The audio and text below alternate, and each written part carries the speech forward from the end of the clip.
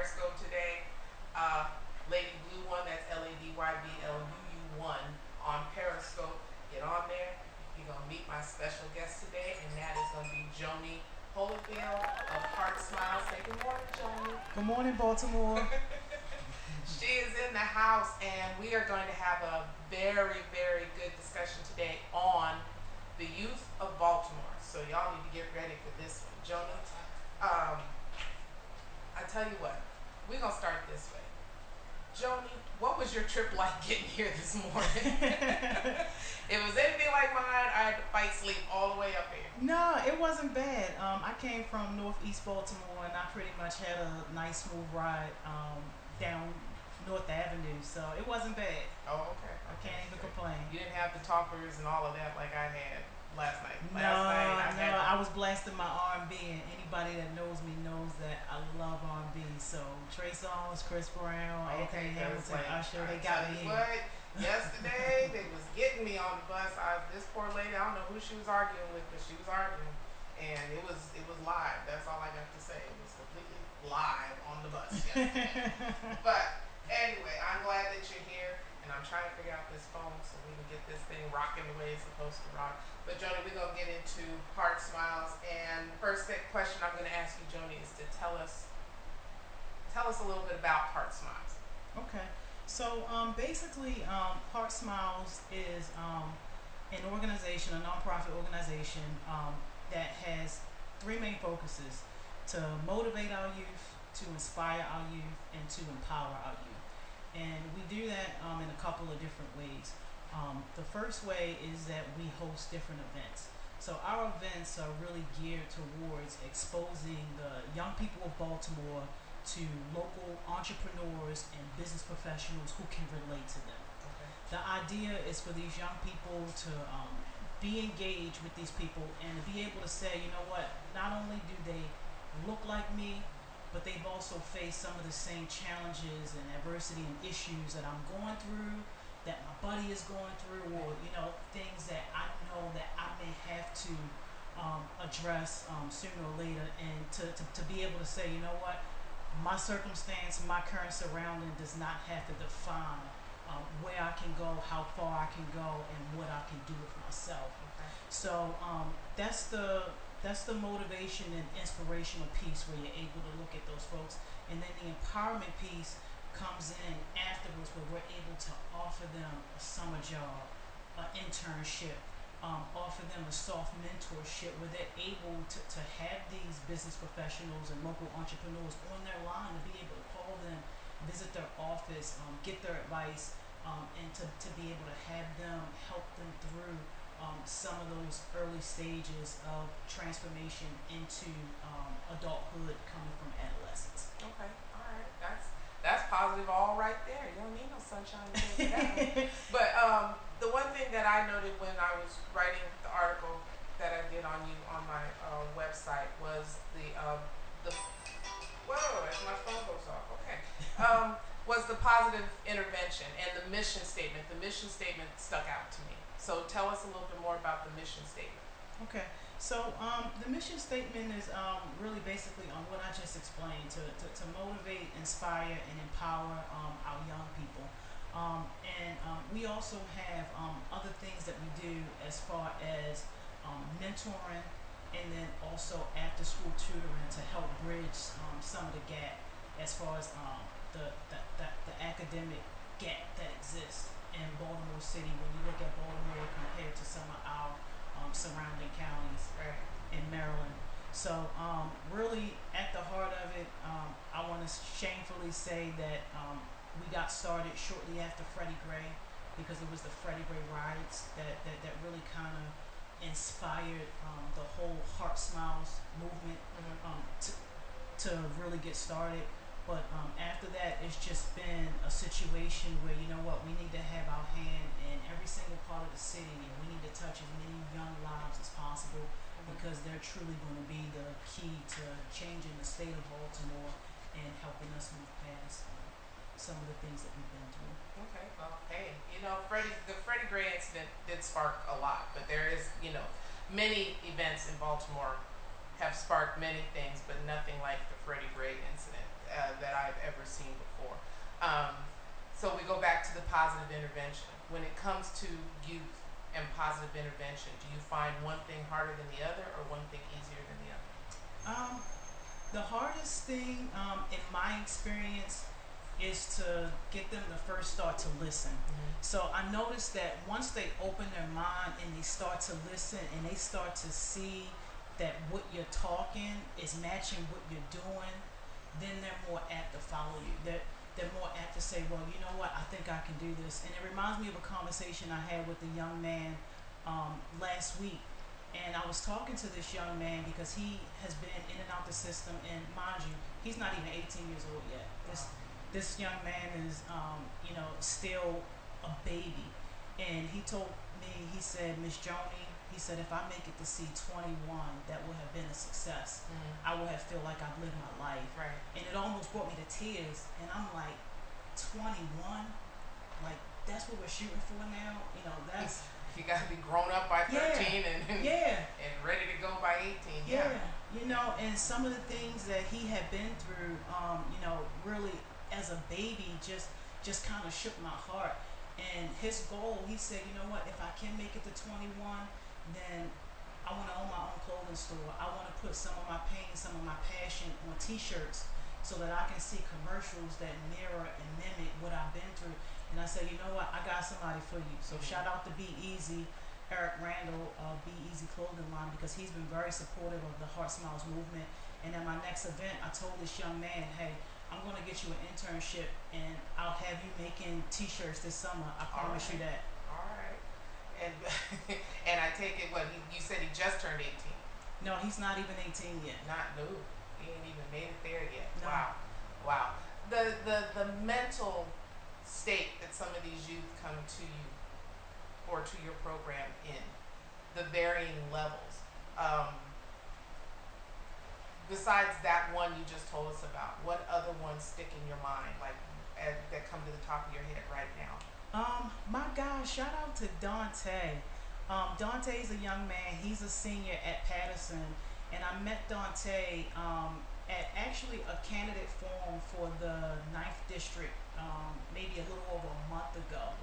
And this young man, he walked up to the stage, hoodie on, jeans kind of low, just, typical. If you were judging people by the outside, you would think that he was up to no good. Right. And in the back of my mind, and I told him this, in the back of my mind, I was thinking like, man, is he even going to take the hoodie off so that we can, see him?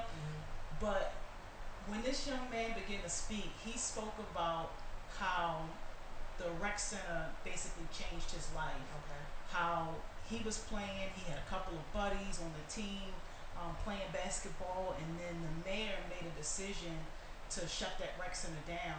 And then within 2 weeks, one of the guys who played basketball with him was shot and killed because he didn't have anything positive to keep him off the streets. And Dante was just talking about how he was lucky enough to still try to gravitate towards some positivity, but not everybody was. And when I tell you, I cried in the audience, and when he came off the stage, I hugged him like he was my son. This man didn't know me from nowhere, so I know he was like, man, this lady is crazy. But I'm hugging him, I'm kissing him, and I'm like, man, you are my reason. You are my reason. I need you. I want you. I had my event coming up that Saturday. This was on a Thursday. I said, look, you just tell me where you're going to be at Saturday around this time. I'm going to have somebody pick you up. I'm bringing you to my event because I need you there, because we'll have political figures there. We'll have people from the community and other people who care about what you just said. Right. And it's just been awesome to see him as an example really talk about how some people do care. Not saying that I'm the only one that cares, because obviously I'm not. Right. But to be able to get him surrounded by other people that do care and other people who have taken him seriously. And shout out to Dawn Simmons from Bliss Driving Academy, because she actually gave this young man a sponsorship to driving school. So that was a big deal for him to be a senior in high school, now on the verge of getting his license, and Dawn is going to also purchase this young man a car. Oh, so hello. Talk about empowerment. Okay, all right. That right there is amazing in itself. Now you mentioned something that is another good topic to bring up. The closing of the mayoral decision to close some of the rec centers. How has that affected what you have going on right now? So, it's made the kids more accessible, but not necessarily in a good way. Okay. So, sometimes I just go and I talk to people on the bus stop. I pull some of these kids up at the gas station. You know, hey, what did you learn in school today? And 9 times out of 10, the answer was, I didn't even go to school today. Well, what are you doing after school? And then, you know, you just kind of get those blank stares. But I've been working closely with some partners in recs and parks, not in the sense of trying to get more recs open, because, you know, that's something that we're going to have to battle it out with once we elect this new mayor, but just trying to get more programs into the rec centers that are currently active, and then also utilizing business partners to supplement. What I've been doing is I've been going around to different businesses in certain neighborhoods, telling them about the HeartSmiles organization, about the mission, and asking them, hey, would you be a learning hub?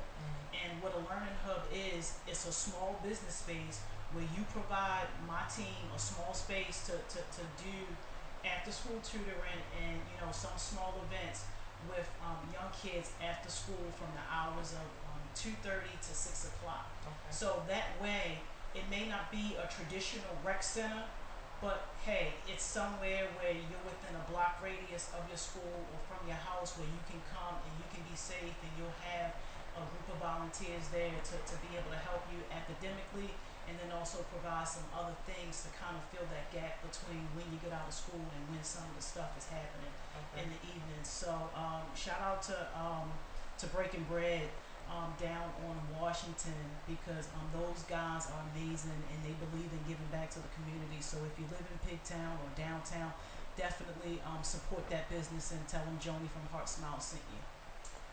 There you go. But now I'm just finding little tidbits as you go on. You had Breaking Bread, so I take it that during this time, food or snacks or something is provided for these kids while they're there. Absolutely. Okay. Absolutely. So they've just been a blessing, to say the least, of being able to allow us to be able to use their space for some of these kids. But they are for-profit companies, so we definitely want to make sure that we support them. But they have been awesome in terms of giving back to the community. Awesome. Because another point to, I think, light on there is that some kids, they come to school hungry. Yep. They go home hungry, or they may even come up to your door hungry.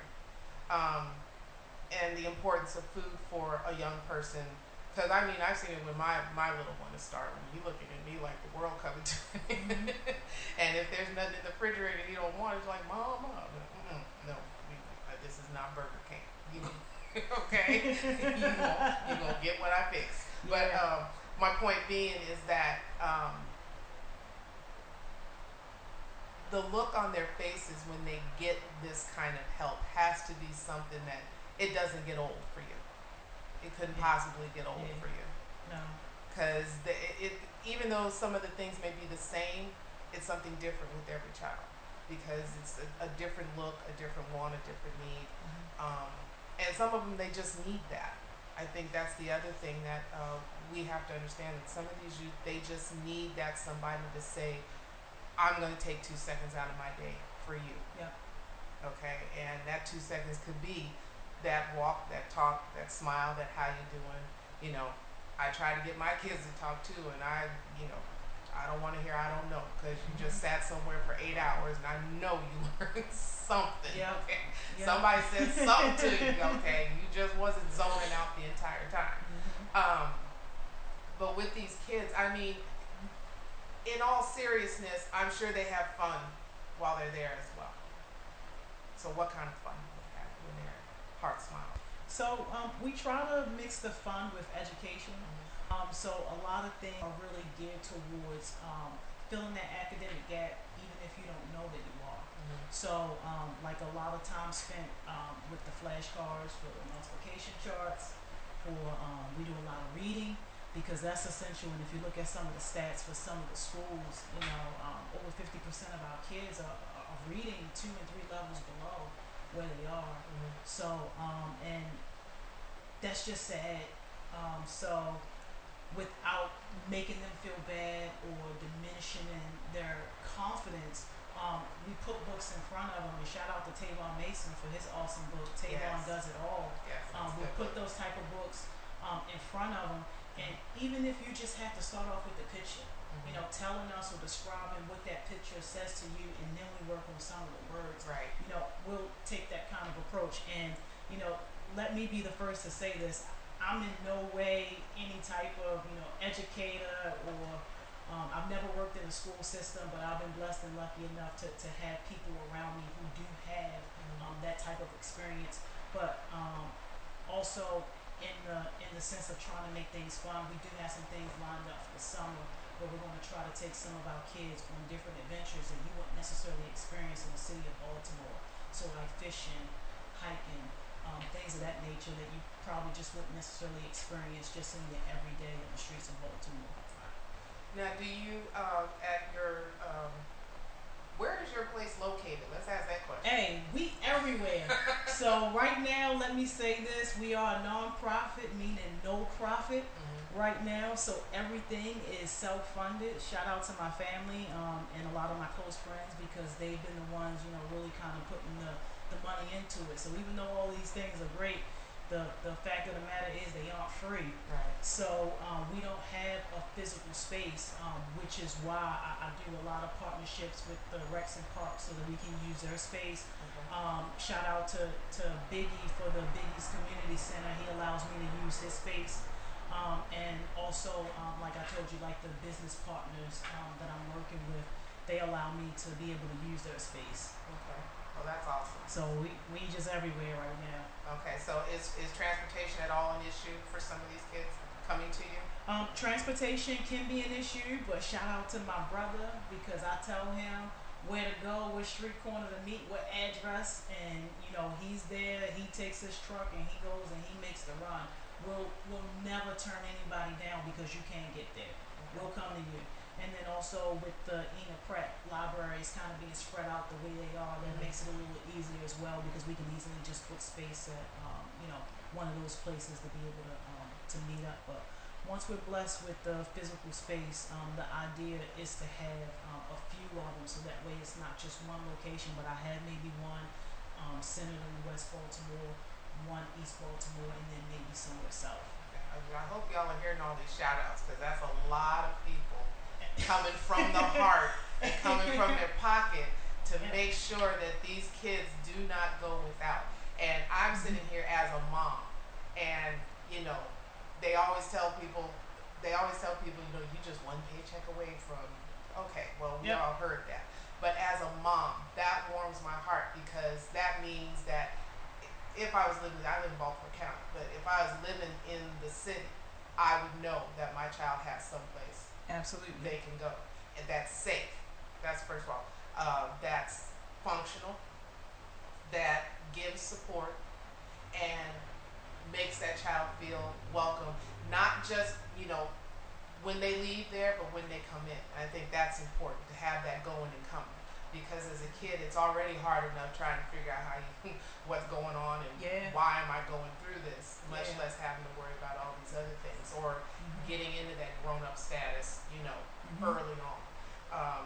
Because again, you know, some of us single moms have had to deal with, you know, our kids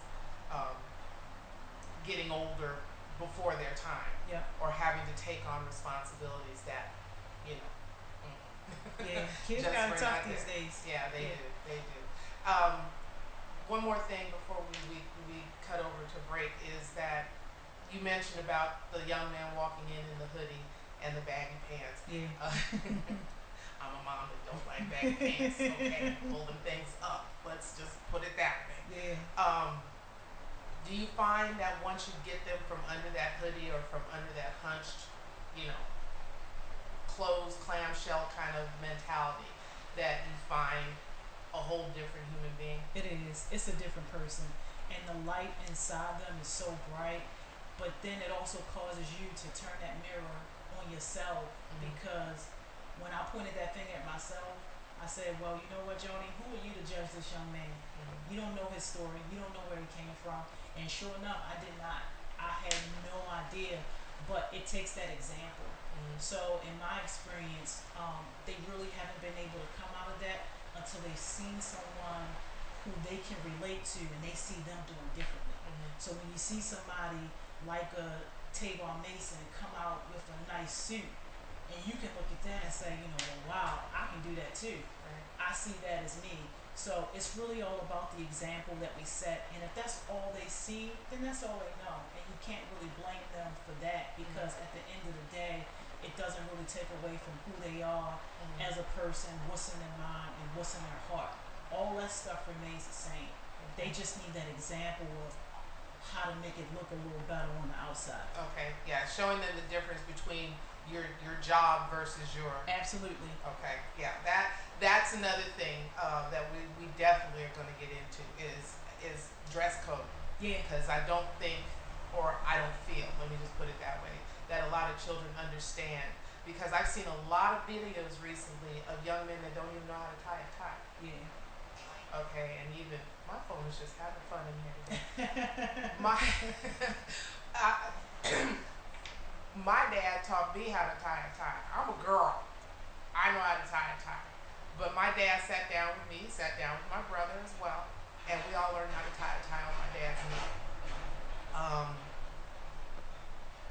The number of young men that don't know how to tie a tie, or have just watched TV or heard or tried to catch a glimpse of somebody that's gone to an interview, what they would say, how they would say, would this be the right question? Do I come in with this, do I come in with the bro handshake, or do I come in with the, the business handshake? What handshake do I come in with? I find that amazing, and those are the kind of things that you offer at your rec center, or with your programs, am I correct? Absolutely, absolutely. We do resume building and also career prep.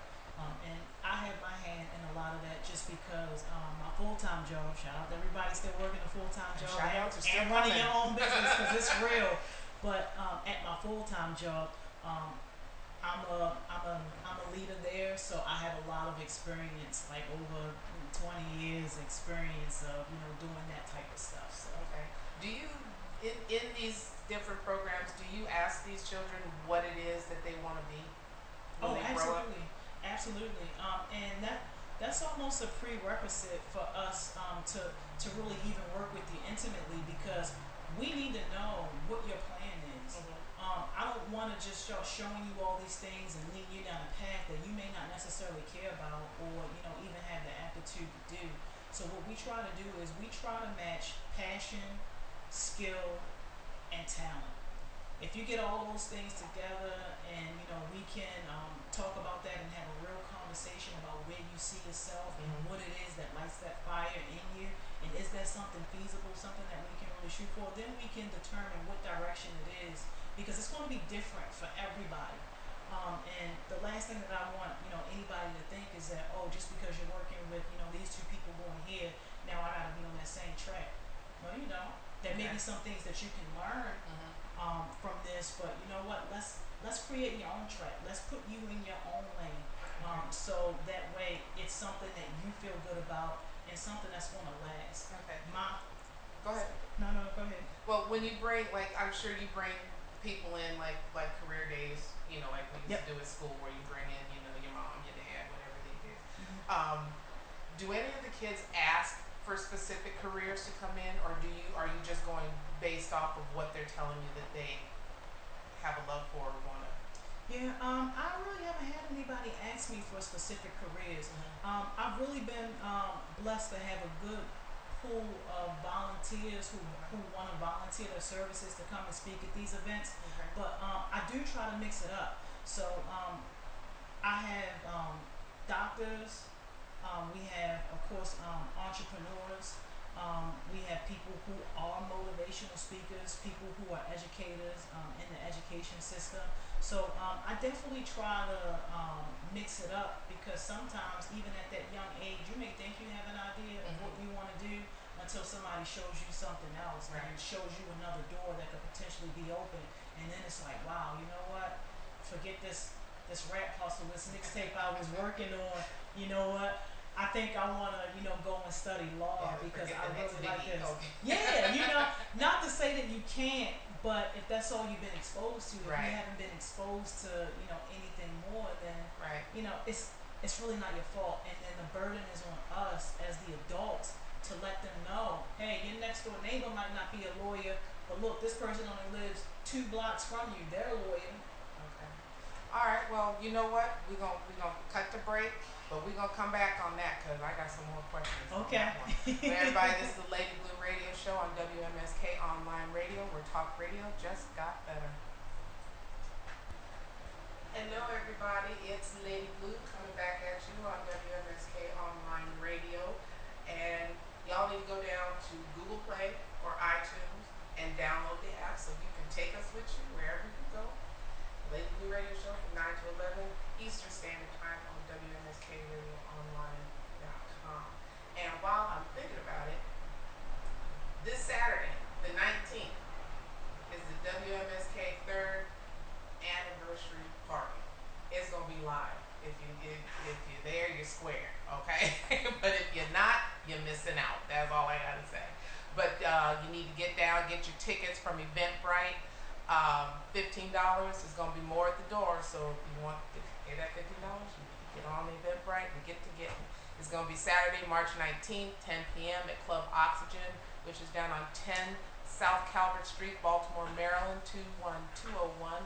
Again, advanced tickets are $15 more at the door. Bottle service is available. For more information, contact 443-814-1337. And we're coming back in with Joni of HeartSmiles. Say hello again, Joni. Good morning, Baltimore. We still here. We still awake. And I think I got my second win now. I think I'm good. I'm good. But we're going to try to pick up where we left off at in terms of talking about the youth of Baltimore and the HeartSmiles program. And there's a lot of different issues, Joni, that it affect not just youth in Baltimore, but youth in general. Yep. But we're specifically talking about Baltimore because Baltimore seems to be going through a lot lately. From City Hall, to Federal Hill, it seems to be going on. And we're going to talk about a few social issues. I think we touched a little bit on hunger because your program does offer something for the kids to munch on while they're there doing their homework, which is a good thing. Anybody's stomach talking louder than the tutor. Let's address abuse.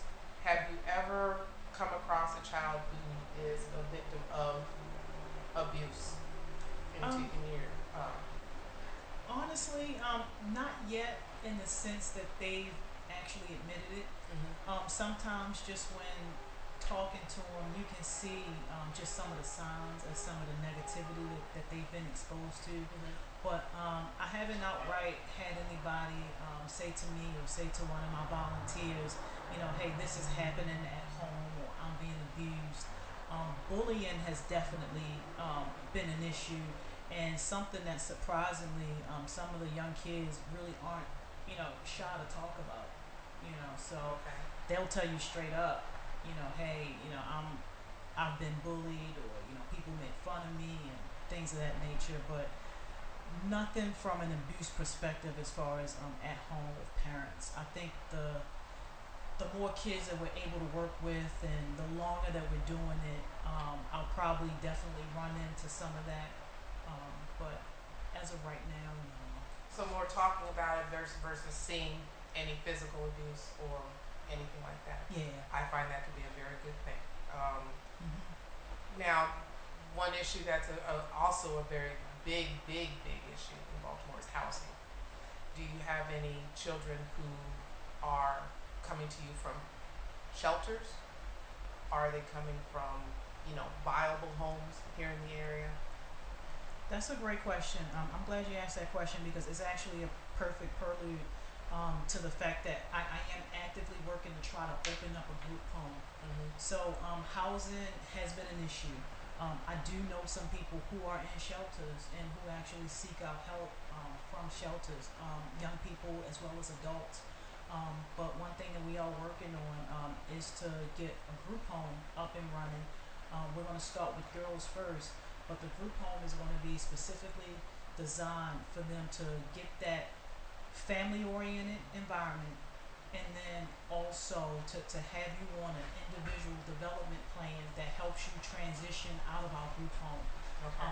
When talking about group homes and looking at other models, not to knock anybody else, but a lot of times it's like when they leave the group home or they leave foster care, they're just out in the world to fend for themselves. Right. And I want to do something different. Okay. I want to be able to have this plan in place to be able to say, okay, are we sending you to a 4-year university? Are we getting you enrolled into a community college? Okay. Is school just not for you? Would you rather take up some kind of trade? Are we enrolling you in a trade school to get you a skill? Or are we just kind of, getting you ready for some type of blue collar job if that's what you prefer, to get you out in the working force? But we have to have some type of transitional plan, not only from a career education perspective, but also from a housing perspective, because I don't want you to be homeless. Right. The homeless people who are out there now, they didn't just come out the womb grown and homeless. Right. Their circumstances unfortunately led them to that, and I truly believe that part of the solution to ending homeless is to give the young people who are transitioning from adolescence to adulthood better options, and to set them up in a way to whereas they aren't facing homelessness. We have them set up in an apartment or in some type of roommate situation or something like that. Okay. So that's the goal, and God's willing, with the funding and prayers, we'll be able to have the group home open up as soon as we can. Okay. Does hello English 101. Okay. Any of the kids affected by crime? And when I say crime, I'm talking more than just the petty, stealing a candy bar or taking a soda pop. I'm talking, full blown. Yeah, absolutely. I was just talking to someone about 2 weeks ago, and they had just lost their dad. So now you have a breathing baby mama, and you have 4 or 5 younger siblings who are now looking up to you to provide them with an answer. What happened to my dad? And unfortunately, that seems to be the repetitive story. I don't think that there's one person that I've come in contact with who hasn't been close to death, and that's sad. At least every single person, and we're talking about some kids who are only in elementary school. We're talking about 5th graders and those young middle schoolers, 6th or 7th graders, who will tell you, yeah, my uncle just got shot last week, or my dad got killed when I was 2. And they have these stories, and it breaks my heart when they tell these stories like it's just something that's normal. Like it doesn't even affect them anymore. Yeah, such and such brought a gun to the school, or such and such was shooting last night, and like that's normal. Right. Like that's a go play in the sandbox. Yeah. But I mean, okay, so liken that to what happened with the Freddie Gray situation when you had all these kids that just took over the streets. Yeah. And it was just sparked. It just literally went from 0 to 100 that quickly. And I think the biggest thing was the mom who disciplined her son. Oh yeah. Okay.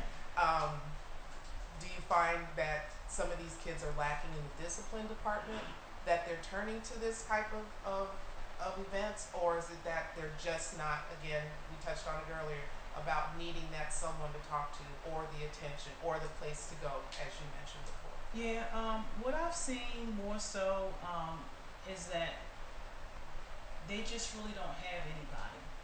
And not to say that we aren't doing a good job as parents as a whole, but we have to do a better job. Sometimes the situation can't be helped, because there are parents who are working 3, 4, 5 jobs just so that you can have a place to live, and just so you can have food in the refrigerator. but the sacrifice of that time is sacrifice that that child needs someone to be there with them, to offer that direction. And then in some cases, especially with the foster care system, let's just be honest, some people are in it for the wrong reasons. And you know, they get that check, but that child is still left there with you know, no one to talk to, no support, no guidance, and they're just pretty much there until they age out. And you know, then you just have some situations of the classic babies raising babies. So you know, you have only a 15 or 17-year difference between the child and the parent, and you know, that can make things difficult as well, because in a sense you're growing up together. So there's been some instances where, you know, I'm trying to help the child, but you know what, I also gotta help mom, and I also gotta help dad out as well. And shout out to mommy and me, because she's doing great things as far as offering that support from a parental perspective, from the idea of, you know what, let's take care of the caretakers first, you know, and then they can be better for the children. Awesome. Now, the kids that are coming from the single parent homes, okay, some of this kind of all just falls in together. You got mom that's, you know, working, you know, 2-3 jobs to make sure she's covering rent, food, BGE. Let's just say BGE, okay? And that's the bane of my existence, BGE. Even dads, single dads that are out there doing what they have to do, and daycare is no joke either. Daycare is expensive as I don't know what. And to me as a mother, that comes into the attention thing, because I see it in my own 9-year-old. When he sees this uniform come on, it's just like, I'm going to work. and it's not a disappointment that, you know, mom's got a job. It's just like, when is it going to be you and me and not you and the job? And do you see that a lot? Oh, absolutely. That's a common case. But again, it's just one of those situations where we kind of have to help the caregiver find better ways. So sometimes that's an upgrade in what they're doing, because these 2-3 jobs that you're working can be replaced with one job if we help arm you with the right skills, help you get your resume up to date, and then also just introduce you to some of the right people who are decision makers in some of these companies that may be paying like a higher wage or a better salary in order to help you free up some of that time. Do you find an even ratio of boys and girls, or is it more of one than the other? In my experience, I've definitely encountered more guys, but I wouldn't say that there's a big discrepancy. But I think that our young men are a little more exposed than our young women, and that's just in terms of them getting connected with some of the wrong things on the street. Not to say that our young women aren't, because they are too, but it's just a different kind of negative exposure. For the guys, I would definitely say that a lot of them have a hard time finding a positive male role model to look up to. There are many more, from what I've seen, more positive women out there trying to do things to uplift the young women, and we just got to get it to a point where it's kind of on the even scale, to where you know, I'm not hunting and looking around for positive male figures, that they're just kind of there to help out. Well, you know, with that being said, and thinking about the prison system and you know, the revolving door of the prison system, which, you know, we all don't want our children to even remotely see, there's an honor system in that, finding a male role model, because in my opinion, the youth of today have not been given anything or anyone to respect or honor, which is why they turn to what they turn to, which is destruction, self-destruction, other people's destruction, or, as you know, as we all know, misery loves company. So if I'm gonna be miserable, you're gonna be miserable with me. And that also makes it hard on the parent, because it's also hard for the parent to yank them back from that. Being that you want to give your children all these things, and that's another thing. Let me just merge off the freeway here for a second. You want to give your children all these things, so children are given electronic after electronic after electronic. Here, go do this. Here, go play with the iPad. Here's the phone. Okay, you see 2, 3-year-olds on the street that know how to work an iPhone better than an adult. Okay, and they just go in it with no question. And the adult is off in a whole nother conversation someplace else, and there's somebody else watching the child. So that brings to mind the term "it takes a village." Okay, because if somebody else was not watching out for that child, and mom is or dad is off in their own conversation or whatever the circumstance may be, that little thing just goes and wanders off and does what they want to do. That's just it, point blank, altogether. Most of the kids that come through your program, from what I'm getting, they're telling you about, like, I gotta make sure little brother's bathed, and I gotta make sure he get fed, and I gotta make sure he gets this and that, so that when mom comes home, she don't have to think about it. But do you find most of these children talking more about mom versus dad? Oh yeah, absolutely. Now, with that, I mean, it's astonishing how many dads just aren't around or aren't in the home. And to be honest, I was a HeartSmiles kid. I grew up. My younger siblings, and I have a younger brother, a younger sister, and my mom was that single parent mom, and I can remember her walking us up to BCCC, because that's what it was called at the time, BCCC, in her nursing class, and we had to sit there while she was in class because there was nobody to watch us. And when she got her first job down at Mercy Hospital, I remember walking from Ricestown and Grand Falls all the way down to Mercy Hospital to pick her check up and walk into the market and then walking back home because we didn't have a car. So I can relate to a lot of some of the issues that these kids are facing in regards to having that single parent home. But the truth of the matter is we still have to show them that, hey, you still can be bigger than your surroundings. You still have an opportunity. Yeah, it's unfortunate that your dad lost his life at a young age, or your dad is incarcerated and he's not able to see you, through all these challenges and issues that you have. But we can't let that become our crutch, because soon you're going to be dead. And you're going to want your story to be different. You're going to want your child to have a different story. So let's start changing that now. But single parent homes are definitely hard, and definitely something that we as a community, like you said, it takes a village. We all need to band together to try to help that. Now, I'm an advocate of domestic violence. I experienced it. I survived it. So I will speak on it at any chance that I get.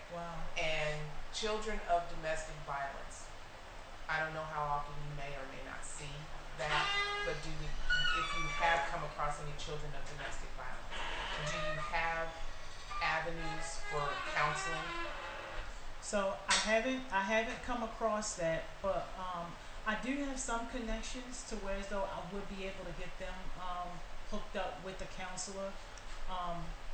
But I can't say that that's something that I've dealt with head on just yet, or something that we deal with regularly. But it's a shame that in our community, we don't believe in mental illness. We don't believe in needing therapy and all that good stuff. We just feel like hey, it happened. Let's deal with it. Let's move on. But the fact of the matter is that these kids have been traumatized. And that's not something that just heals on its own, and it's not something that goes away. And we do need to get them connected with the proper type of mental health professionals in order to be able to help them through that. But I'm not gonna lie, I used to be part of that community as well, until I was educated and I was turned on to how important it is, and how real it really is. I mean, being a latchkey kid is no joke. I have my own house key. Okay. I know what it's like coming home to that empty house, waiting for mom to get home. Another thing that you and I, Joni, share kind of in common is you, Fort Bragg.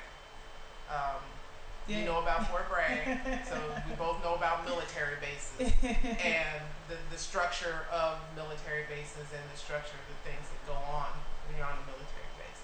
Have you experienced any military kids yet? No, I haven't. And it's funny because that's not something that I share often. Like normally when people ask me, like where you're from, I don't even ask them anymore. What do you mean where I was born? Because hey, Baltimore. That's really all that I know. But no, I haven't come in contact with any military brats. But I'm hoping that I will. I'm sure I will. My experience was a little different because both of my parents were in the military, so we moved around a lot. Right. So from North Carolina to California to Michigan, and then settling in Maryland. Yeah, well, my mom, she kind of had us rolling around with her, but as far as growing up, like my education started in Baltimore, and that's pretty much kind of where I stayed. So, so what about Baltimore attracts you? What about Baltimore attracts me? That's a great question. I would say its potential. Baltimore's potential attracts me because before I started HeartSmiles, I was one of those people who just kind of kept to myself. I had my nice corporate job, house, transportation, all that taken care of. If it wasn't about my family or my close friends, and I kind of kept my hands out of it. Not that I didn't care, but I was nowhere near as actively involved as I am now. And then once I started HeartSmiles, that's when I really realized a lot of the potential of our young people. Like we're on North Avenue right now. I bet you I can go out here right now and just pull 3 kids off the corner who are supposed to be in school, mind you, but who are as bright as the sun, who can tell you things from their perspective that you probably never even thought of. Right. And all we need to do is to give them a platform and to give them an opportunity to do something that's around their passion, talent, and skill set, and I guarantee something great will happen. So that's what excites me about Baltimore is the potential. And my ultimate goal is to, be here hopefully with you or with somebody else 10 years from now, with someone who came up from a HeartSmiles program and who's able to say, you know what, because of HeartSmiles, here I am now helping the next generation, helping the next person along. Okay. Do you, and this is just my little personal preference, because I grew up in performing arts, do you offer anything in the realm of the performing arts, be it dance or art or crafts, anything like that? I love that you asked that question. So what we do is we have a lot of partners. So we partner with Towson University. So we're actually sending someone to their summer art program for the summer. So he's going to learn everything from digital art, media, all that. I was recently at the Black Art Matters event, and I hooked up with a lot of talented artists and entrepreneurs who have agreed to partner with HeartSmiles to be able to offer kids a program dealing with art and to be able to offer them mentorship in the realm of art. Okay. So absolutely. Okay.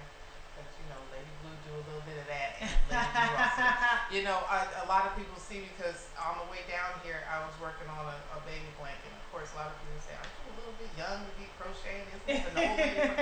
No, it's not an old lady sport. I like it because it's relaxing, it's creative, and I can put my mind on stuff. By the time I figure out what's going on, I've either killed half a skeeving yarn or that puppy's done. One of the two is happening with that.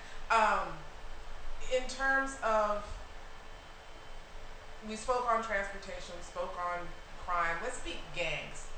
Gangs. Okay. We spoke on crime, but now let's speak on gangs. Are any of these kids gang influenced? Not that they've outright told me, Mhm. but I'm pretty sure, just by some of the conversations that we have, that if they're not actively involved, that they're close to it, that they know it. Okay. Because it's just one of those situations that if you're in Baltimore, if you're on the streets, especially in some of the poor communities, you really just can't get away from it. Mhm. So, even if you're lucky enough to not be influenced by some of the people who are actually a part of it, you know someone who is, they're probably your family members, or, people who you're close to or deal with every single day. Like I said, HeartSmiles is fairly new, so we're just about to turn 8 months old. Okay. So, we're still kind of getting our feet wet with a lot of things, but definitely that's something that's just a part of the culture that you just have to talk to the person, try to relate to them, Right. and like I said earlier, just show them the alternative, show Right. them that there's opportunity, going this other way versus some of the things that you may be surrounded by. Okay, because I mean, you did mention like we talked about the little shy ones and Yeah. the ones that are kind of Yeah. introverted. Do you find that they come out speaking and holding themselves in a different way?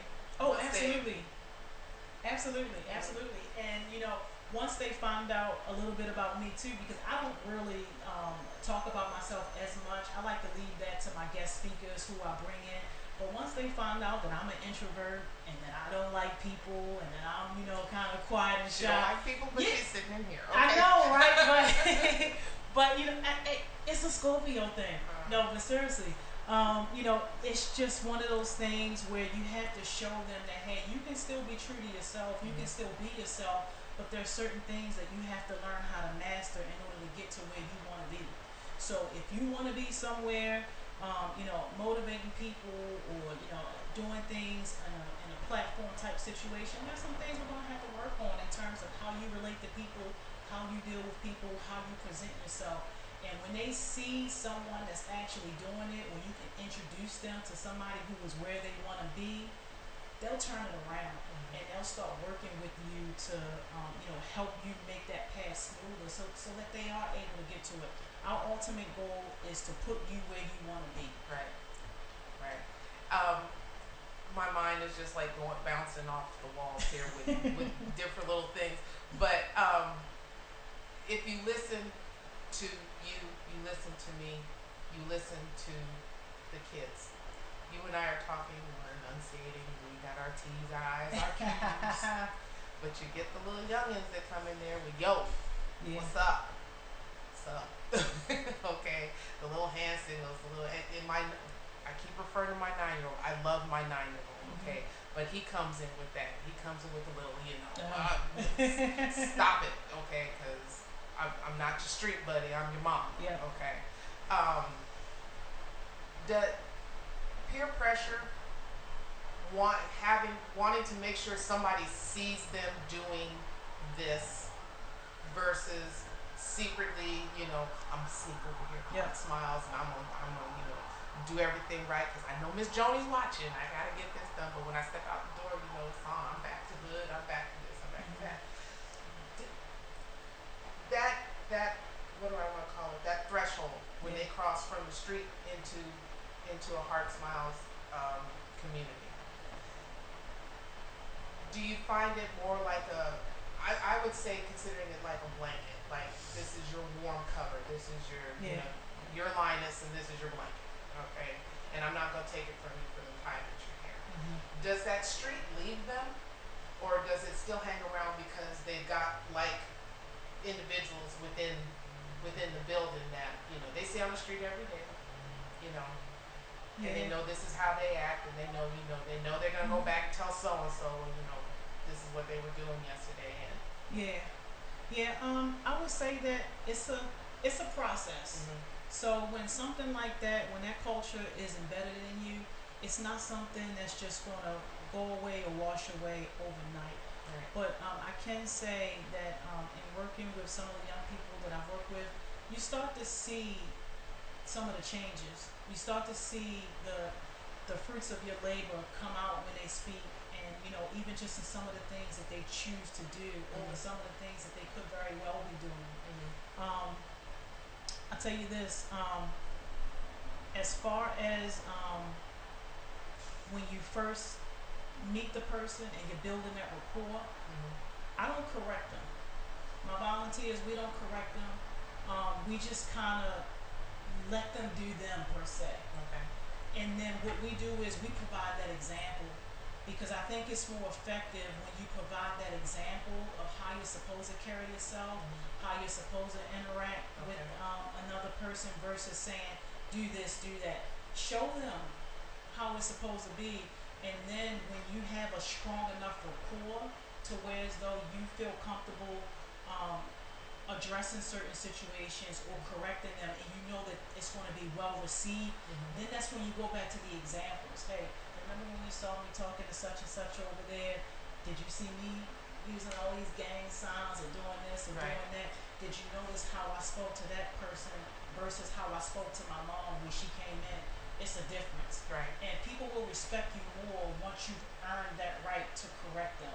But whether you're 10 years old or 21 years old, I'm not just going to start correcting you as soon as I meet you. I'm going to build that rapport first, get some respect between the two, and earn that right to be able to teach you some things, because then you'll respect it and you'll receive it a lot better. That's awesome. I like that. As a mama, I like that. So I know and I can tell that you draw inspiration from these kids, not just from what they're coming from or what they're going through, but you're drawing your inspiration from them. And obviously that gives you your drive to move forward. And, being that you're only 8 months old, you've still done a lot, okay, with a little, okay? And sometimes it does not take a whole, million. We'll just put that figure out there. We're going to put it out in the universe. Oh, it would be nice. Whole million. But, we're going to talk, when we come back, we're going to talk about how to donate. Yes. We're going to talk about some future goals for HeartSmiles. And we're going to talk about a few other things that LadyBlue got up her sleeve. But this is the LadyBlue Radio Show on WMSK Online Radio, where talk radio just got better. Hello, everybody. It's me. It's your girl, LadyBlue. I am back. I just press buttons, y'all. I'm almost happy with myself. I don't know what to do with myself. Okay. I'm learning. I'm an old lady and I'm learning. Okay, anyway. We are back. We are back with Miss Joni Holyfield of HeartSmiles. But before I get to that, y'all make sure you visit www.wmskonlineradio.com. Join the mailing list. Subscribe for updates, events, shows, and more. Follow us on Twitter, Instagram at WMSK Online Radio, and use the hashtag WMSKLine. And on that note, you can find me, LadyBlue, on Instagram, on Twitter, on Google+, on BlastFi, on Facebook, on whatever social media is out there. LadyBlue is in it to win it, so make sure that you get out. I'm rhyming all over the place today. I know I'm sleepy. Right. I know I'm sleepy, but that's okay. We're going to get back to our great conversation with Joni, and we're just gonna fly off the top of our heads now. I'm gonna put the question list to the side. We're not gonna talk about none of that. I want to hear about your goals for HeartSmile for the next, few months, maybe the next year. Where do you see yourself in 5 years? All right, great question. So, for the next few months, I really want to focus on the events and the entrepreneur program that we're doing for the summer. So with the events, like I said earlier, so that's bringing young people together with the business professionals and entrepreneurs and allowing them to directly engage with those folks. So I really want to get to a point where I'm able to host one of those events once a month. And then I've partnered up with Don Simmons from Bliss Driving Academy, and we're going to do a full summer-long entrepreneur program. And actually, after I leave this interview, I'm heading over to the SBA because they partnered with us as well to offer some support for this program. And what we're going to do is we're going to take these young participants through a whole summer-long experience of building your own business. So we're going to give them all the tools, all the resources, all the fundamentals that they'll need to be able to start their own business and launch the sale of their product and or service that they want to offer. So that's pretty much kind of the immediate goal. As far as long term, when we're talking 3 to 5 years, I definitely want the group homes to be open so that we can start helping some of these young kids have a easier and smoother transition from adolescence into adulthood, so that we can start affecting positively this homeless population, and also turn out more high school grads and more folks who are going to college. And no knock to the people that go to college, but even if you don't go to college, have more people who are in a professional situation, whether you're in a professional role, a blue collar job, or even having folks just start their own businesses. Definitely entrepreneurship is a big part of what we preach and what we push towards. But I would say overall, having the group home and having the monthly events is definitely part of the goal and where we want to be within the next few years, as far as doing something on a routine basis. Okay, I like the sound of that. Now let's go back a little bit to some of these programs you have. You talked about the interview process, the resume building, those things like that. What about things within the home or within society? How to deal with just casual conversation, looking somebody in the eye. That was a biggie for me. Yeah. When it came down to interviewing, I couldn't look nobody in the eye. Yeah. And I went through just stare at the bridge of their nose. I said, that's still their face. I don't want to see their face, But no, teaching someone to look the other person in the eye, allowing them to make the mistakes, like you said, be who they are, without trying to mold them into something that they're not yet ready to become, but they're on the verge of. But before we get more into that, y'all, my friend, I'm calling her my friend because she is my friend. She has flown in here so many times, it's ridiculous. But Beezy's here with us today. Say hi, Beezy. Hello, people. Hello. And the reason I'm bringing Beezy on is because during the break, we had a really good conversation in here about a lot of the things that we all have in common in here. And I'm gonna let Beezy talk because she told a little bit of her story, and I think it needs to be heard, and it's gonna be heard on the LadyBlue radio show. So go for it, Beezy. All right. Well, I guess since you kind of like just put me on the spot, Yes. I just gotta just go with it. Just go with it. Like I said, we had a conversation off air, and I was just giving my little testimony and my story to what Joni was speaking about, as far as the youth and the rec centers and different things like that. And I was a kid that came up with a mom getting high, father getting high, the whole everything, living in crack houses and all of that. So when I played basketball, I was in the youth center, PALs, all of that, AAUs, everything was structured for me. So I kind of got saved out of that life through the PAL centers and through the different programs, and then they just abruptly just shut everything down. And they just cut everything. And first it started with, okay, you're getting a little bit too older, so we want to cut more of the older stuff. So I was playing soccer and all types, like they were taking us everywhere. And they started cutting the programs first for the older kids, and they kept them for the younger kids. So okay, if we get out of school like 3, 4 o'clock, and they tell us we can't come in until 5 or 6, what are we supposed to do? Like for real, what are we supposed to do? So that's how it virtually started with me. Oh, I'm gonna hang up here until it's time to go back to the PAL center. So they let us in. So okay, they let us in. Then it's like, okay, now they have nothing else for us to do. So we just sitting there. Okay, well I'm gonna go back up here. I'm gonna go hang around here. Next thing I'll come back to the PAL center. PAL center's closed.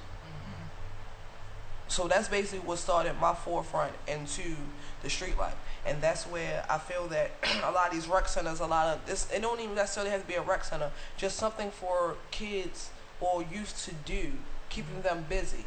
Because it's easy. Safe. Not just the busy, but the safe as well. Yeah, because like I said, for me to go from, I had a structured program, like I played basketball, so it was like I played sports all year round, soccer, softball, ran track, all of that, everything was structured, and then it was like, to abruptly just stop that in the kid's life, it was like, wow, what am I supposed to do? So I started hanging up on the block. I started hanging with all of them, doing the same thing that they was doing, and I knew in my heart that wasn't me, but when you're around a certain environment, and that's another thing for us, our youth, they are in this environment and they feel like they have to portray and succumb to this to this environment, and that's not necessarily. So that's why I feel like I'm a living testimony, because I've been through that. I've been in gangs, like I've been through the whole street life per se, and I looked at it and had to take a look at myself and then take a look at my community and realize that I was damaging my community and I was continuing the everlasting cycle of my community. I'm contributing to it instead of helping it. I'm just another black female. I'm a statistic. I'm a walking statistic if you look at me. I'm gay, I'm black, like street life, like I'm a walking statistic. And that's just basically, I had to really take a look within myself. And that's another thing where I feel like a lot we don't, like, I can go on for days about this, but like a lot of us as African Americans, we don't really know our history. So it's like a lot of times we are really just running around wild because we don't know our history and we don't know where we come from. We don't know ourselves. So we built with this self-hate and this self-doubt and this rip each other apart mentality. And that's where I feel like I agree with you as far as the kids, because it starts with the kids. When you have a young mind and you molding them to get to a better place, it's easier to mold a younger mind than an older person, excuse me. You know, can't teach an old dog new tricks. So it's easier to help attack well, I'm gonna say attack, but it's easier to help the youth and build their minds up, and then they can build a better foundation for the next generation to come, versus us trying to. So I totally agree with the whole situation. Totally. And I'm agree is the whole point of this whole conversation. And there was a key word that you put in there was foundation. And that's something that I do a lot of references. But I was watching Steve Harvey one day, and he had Ray Lewis on there because a mother was crying out for her fourth child. She already had 3 that were in jail, and she didn't want the fourth one, a 17-year-old football star. And that's all his mind was on. He didn't care about the schoolwork. He didn't care about nothing else. It was just football. And Steve Harvey brought Ray Lewis in. And Ray asked this young man, he said, "What is your foundation?" The kid looked at him, no stars in his eye. He knew who he was talking to, but he looked at Ray and said, "Football." He said, "I didn't ask you what your job was. I asked you what your foundation is." And that child could not answer that question because he had nothing to go on, because where were his brothers? In jail. Mama was doing her best, and she was at her wit's end, and she came to a place where 2 men, not just one, but 2, grabbed that boy by his collar and said, "As of today, your path has changed, because if you don't do, you're not gonna." He said, "If you don't do the schoolwork, forget the football. The football is never gonna happen because you are not gonna get through anything if your education is not in place." So again, foundation.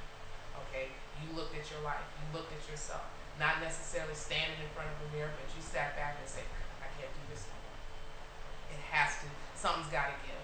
And it's either going to be me, and I don't feel like being over there or behind a set of these. I'm going to make a change." And then that comes over to you, Joni, where you offer that safe haven and that basis or foundation that a child can go to and say, "My feet are solid. Okay, and I can be somebody." Because a lot of these kids, they are not really gangster or all of that. They are just adapting to their environment. And that's basically a lot of these. If you take a lot of these kids out of the environment that they're in, they won't even think about selling drugs. They won't be thinking about being gangbangers. They won't be thinking about none of that. It's the environment that these kids are in. Like one of my one of the kids that I help take care of, like when he was in a certain environment, he was running around, cutting classes, that and the third, whatever. But when he came to live with us, and I came a little structure. Look, oh no, you need to come home. You need to do your homework. You need to read a book. You need to do something until 5 o'clock. You need to be doing something. I don't need to hear no games. You're not going upstairs. Ain't no none of that. You need to sit here, do your homework. I don't care if you read what you did on Monday. You need to go through it, read a book. You need to do something and tell me what you learned. Created a structure for him. So he started that structure. He stopped doing a lot of things. I mean, of course, you're not going to change overnight. Of course, he's still hung with the people who he hung with. But he took more of accountability into his life or what he wanted to do with his life. So that's why I said a lot of these kids, it's just the environment that they're in. You change the environment, you change people. Amen. The church said amen. Miss Beezy just preached, and I hope everybody had their ears tuned in to that, because You can change if your mind is set to it. If your heart is set to it and your mind is set to it, you can change. You do not have to keep going the route that you're going. You do not have to. If you choose to go that route, that's a choice. It's not something that you were given the option to stay or go, okay? And you chose to keep going. So, what else can you do? But, BZ, thank you for sharing your story. No problem. Because Anytime. it speaks volumes, and it just further supports, Joni, what you do for the youth of Baltimore. And I'm going to go back a little bit to something you said a little bit earlier, that, and you said it too, Busy. You can go out there right now and drag three kids off the street that should be in school right now, that are doing something they ain't got no business doing.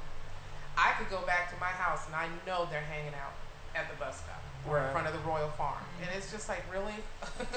You've been here for the last 6 hours. Go home. It can't possibly be that bad at home or that boring at home that you're gonna want to stand up in front of a store. But like BZ said, the structure. If you don't have that structure, then you just doing whatever you feel is right or whatever you want to do, and you don't have somebody there putting that structure in place. And her story is the reason for HeartSmiles. It's the inspiration. And our kids shouldn't have to have that story. That shouldn't have to be your story. And if we work hard enough, then we can change it. And some of these stories can start to be, yes, I was in a two-family home. I had structure. I was exposed to these things. Our story can start to look a little more like Montgomery County. Right. Totally agree. And that Bougieville, It gets stuff done in Montgomery County. If y'all ain't never been up there, trust me on that. But Boozy, I thank you for sharing your story. No problem. That was heartfelt, and it lets you know, young people, if you are out there and you are listening, it can happen. The avenues are out there.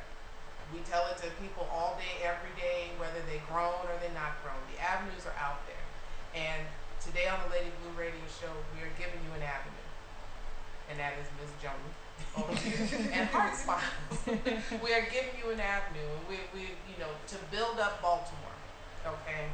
Build up Baltimore. Yes. Okay? Is what we need to do. And we got to start with our kids. Take time out for the kids. I think that's a bit, throwing a ball is a huge deal to a child. Because I know of course, when you're pregnant, you can't really throw the ball the way your kid wants you to throw the ball, but spending that little bit of time with the child is a treasure. Absolutely. And it's something they will carry with them forever, because that's a story they will tell to their kids and their grandkids. I remember when the great-grandma did this. Because today I can tell you, my mom used to run circles around me on the basketball court, okay, at my age, okay? And because she played basketball, and that was just her way of connecting with us when we were younger. She would take us to the basketball court, and she would run circles around us, and my dad threw the javelin. So we were the javelin retrievers. Dad would chuck it down the field, and we'd go running in it. That was our exercise for the day, but it was family time. And that's another thing that's important to me, is family time. Definitely. I agree. My kids, they used to turn their nose up at it, but where I grew up at, 6 o'clock, we was at the dinner table. Your hands were washed, the places were set, and your butt was at the table, point blank. And there was no cell phone, no TV, no nothing.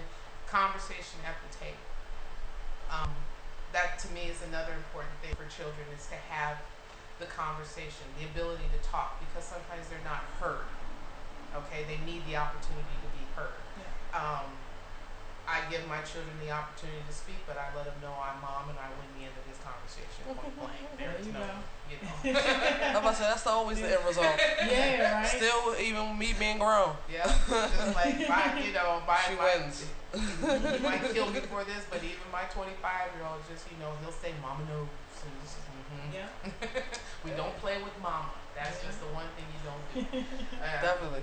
And and you want your children to learn, or at least I teach my children to take care of each other. And when I say take care of each other, mom and daddy aren't going to be around forever.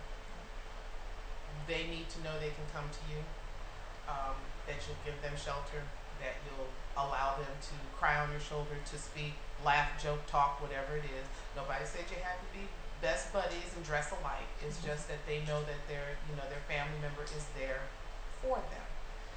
So when it comes to kids, yeah, I got 4 of them, and trust me, they keep me busy.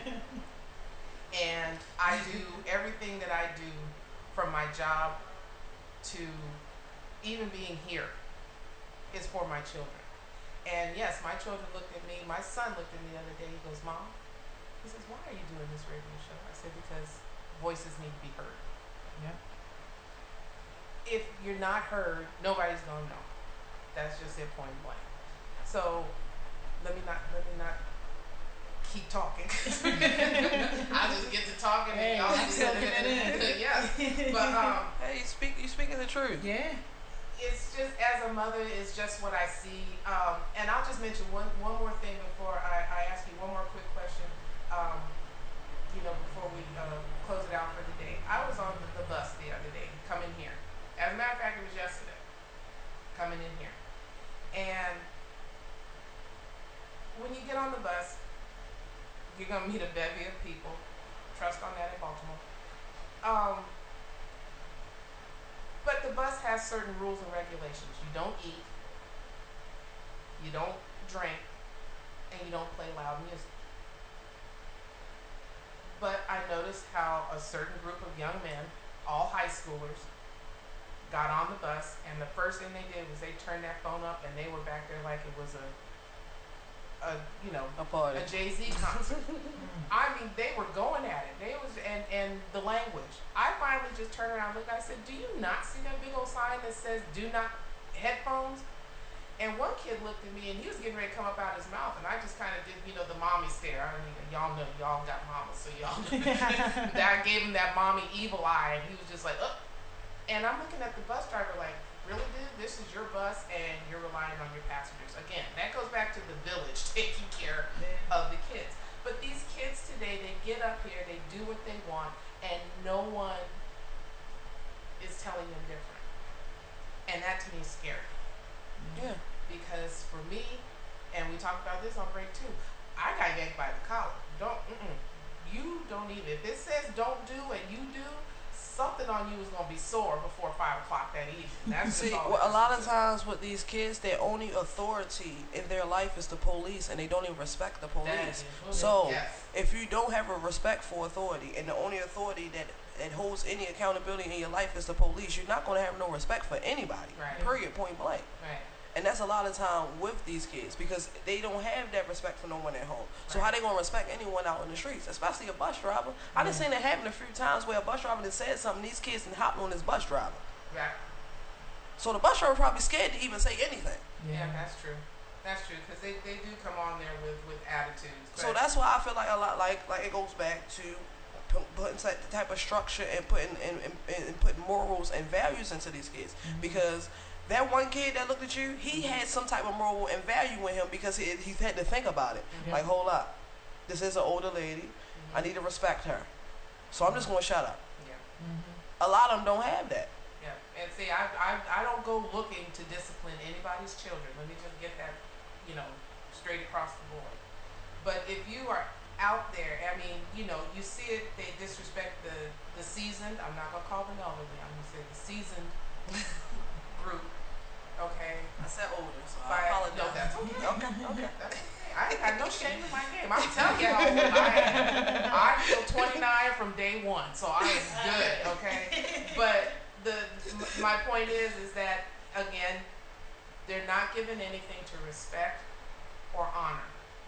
And when you're not given anything to respect or honor, you're just going to fly willy-nilly. That's just all there is to it.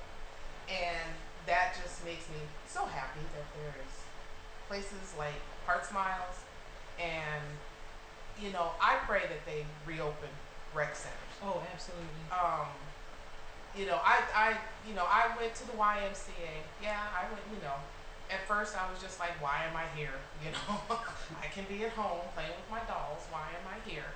But the rec center, and I hear it from BZ, I hear it from you, Joni. It gives you another level of, I want to say, sense of self. because you find out what you can and can't do. You find out what you like. You find out what you don't like. You find out like your artistic ability. You find out like you get to know yourself and what you like to do. Like I didn't realize I like soccer until I started at the PAL. Yeah.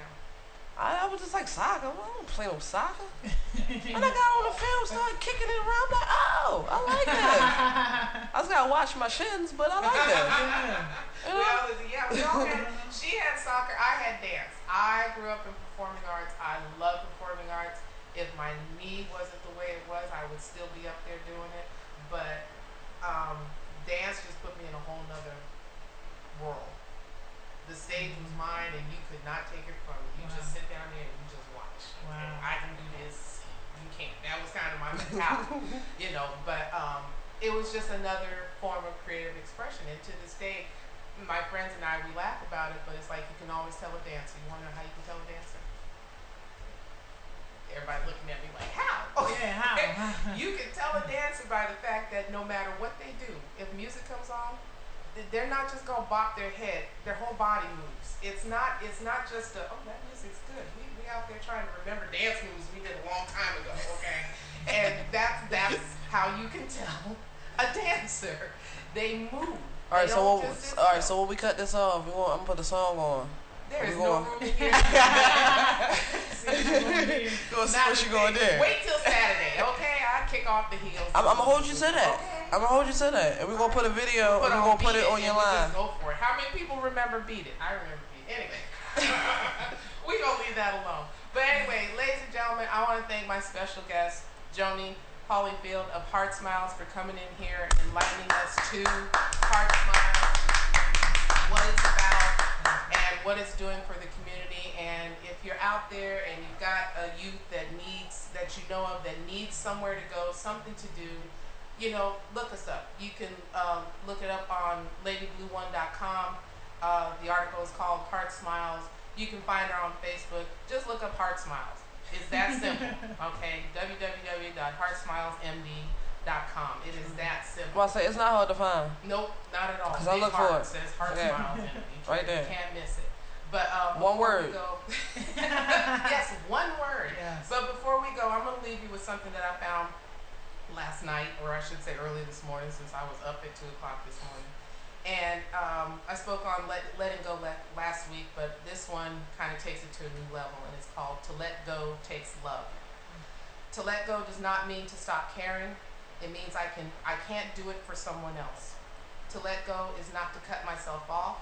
It is the realization I can't control another. To let go is not to enable, but to allow learning from natural consequences. To let go is to admit powerlessness, which means that the outcome is not in my hands. To let go is not to try to change or blame another. It is to make the most of myself. To let go is not to care for, but to care about. To let go is not to fix, but to be supportive. To let go is not to judge, but to allow another to be a human being. To let go is not to be in the middle arranging the outcomes, but to allow others to affect their own destinies. To let go is to not be protective, but to permit another to face reality. To let go is not to deny, but to accept. To let go is not to nag, scold, or argue, but to search out my own shortcomings and to correct them. To let go is not to adjust everything to my desires, but to take every day as it comes and to cherish myself in it. To let go is not to criticize and regulate anybody, but to try to become what I dream I can be. To let go is not to regret the past, but to grow and live for the future. So ladies and gentlemen, with that being said, learn to let go. Learn to let go, because it takes more energy to hold on to something, and in that holding on, you cause more pain. But when you loosen that grip and you experience the freedom, it is something that no one can take away from you. Remember, ladies and gentlemen, every Thursday from 9 to 11 on WMSK Online Radio, the Lady Blue Radio Show. You can find me on Instagram, Twitter, Google+, Facebook, Blast5, Periscope, and y'all just be blessed and have a wonderful day.